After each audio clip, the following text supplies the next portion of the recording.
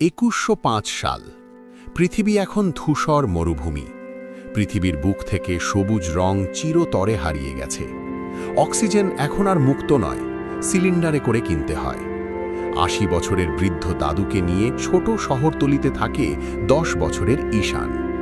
ঈশানের কাছে গাছ মানে হলো প্লাস্টিকের তৈরি কিছু শো পিস।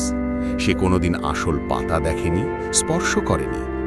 একদিন দাদু ঈশানকে নিয়ে শহরের সবচেয়ে সুরক্ষিত গ্লাস মিউজিয়ামে গেলেন।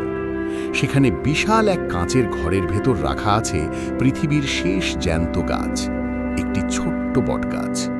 চারপাশে কৃত্রিম আলো আর সেন্সর দিয়ে গাছটিকে বাঁচিয়ে রাখা হয়েছে। ঈশান অবাক হয়ে কাঁচের গায়ে হাত রাখল। দাদু ক্ষীণ স্বরে বললেন, জানো ঈশান, একসময় আমাদের এই পৃথিবীটা ঠিক এই পাতার মতো সবুজ ছিল।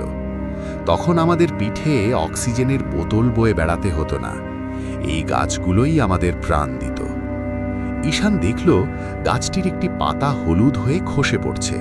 সে আর্তনাদ করে উঠল, দাদু, ওটা পড়ে যাচ্ছে কেন? ওটা কি মরে যাচ্ছে? দাদু ম্লান হেসে বললেন, সবাই মরে যায় ঈশান।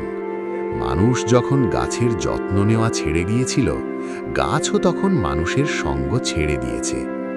এই শেষ পাতাটা ঝরে পড়ার সাথে সাথে মানুষের অহংকারও মাটিতে মিশে যাবে।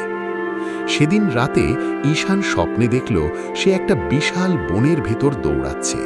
চারপাশে শুধু সবুজ আর সবুজ। কিন্তু হঠাৎ দম বন্ধ হয়ে তার ঘুম ভেঙে গেল। সে দেখল তার অক্সিজেন সিলিন্ডার শেষ হয়ে আসছে। জানালার বাইরে তাকিয়ে সে দেখল ধূসর আকাশ আর ধুলোর ঝড়। মিউজিয়ামের সেই শেষ গাছটির শেষ পাতাটা সেদিন ভোরেই ঝরে পড়েছিল।